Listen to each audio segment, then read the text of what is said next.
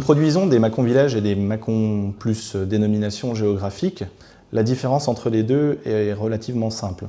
Quand vous produisez un Mâcon Village, vous produisez un vin qui provient du cépage chardonnay.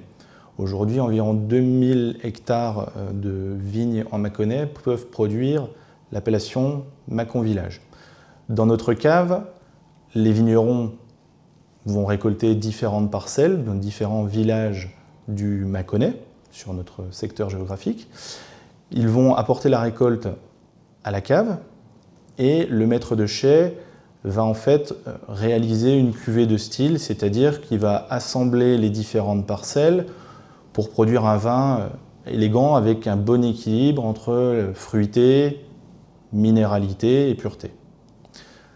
À la différence, quand vous produisez un Mâcon plus dénomination géographique, vous produisez un vin qui provient d'un seul terroir, un vin qui reflète exactement ce qu'est son terroir, exactement sa parcelle.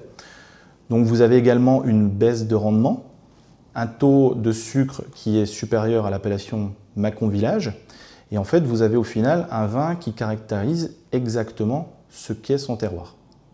Par exemple, sur le village de Verzé, où le sol est davantage crayeux, les vins seront plus marqués par la minéralité. Si vous prenez un autre exemple, qui est le village de Milly-la-Martine, le terroir est davantage argilo-calcaire et le style des vins en sera plus généreux. Sur le village de Verzé, nous faisons des sélections parcellaires.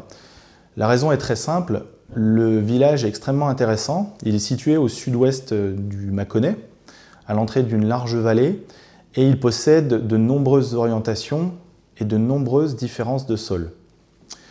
Nous sommes vignerons sur ce village depuis de nombreuses années.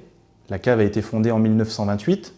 Aujourd'hui, nous produisons environ 35% de l'appellation Mâcon Verzé, donc nous avons de nombreuses sélections parcellaires sur ce terroir.